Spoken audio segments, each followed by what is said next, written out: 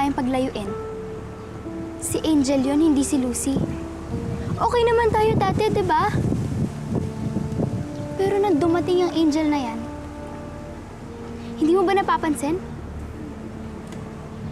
Unti-unti kanya nilalayo sa akin. Ate, hindi totoo yung sinasabi mo. Ikaw pa rin naman ang kapatid ko eh. At hindi kanya pinapalitan. Mabait lang talaga si Angel. If you just give her a chance... I'm sorry, Bambi. Pero hindi ko talaga matatanggap yung Angel na yan sa grupo natin. Kaya kailangan mo mamili. Si Angel o ako na ate mo.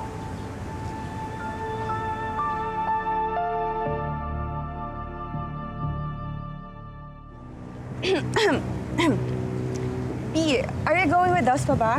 Kasi we don't have forever para hintayin ka.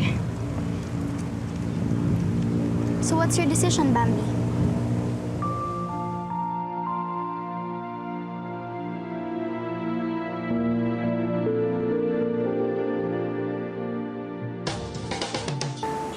Hindi ko kayang mamili.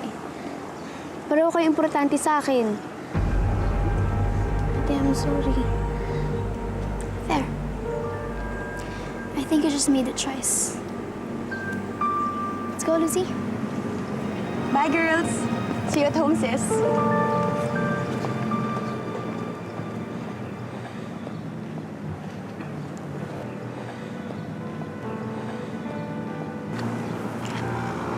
Bambi, naayos din yan. Angel, ipasensyahan mo na si ate, ha? Siguro naman hindi niya sinasadyang sabi yun. Wala yun, Bambi. Maiintindihan ko kung siya yung pipiliin mo. Tsaka, tama siya.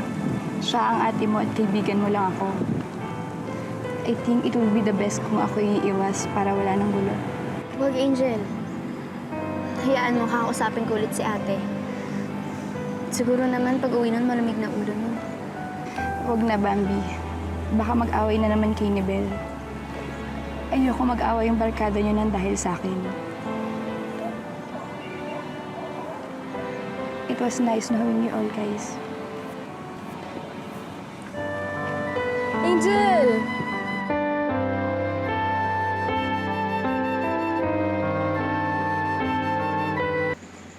Payag na ako sa gusto mo, ate. Payag na ako mawala si Angel sa grupo. Para layuan mo na rin si Lucy. Good! Akala ko, tuluyan mo na ako pinagpalit sa iba eh. Pero sabi nga nila, blood is thicker than water, di ba? Super na-miss kita, sis.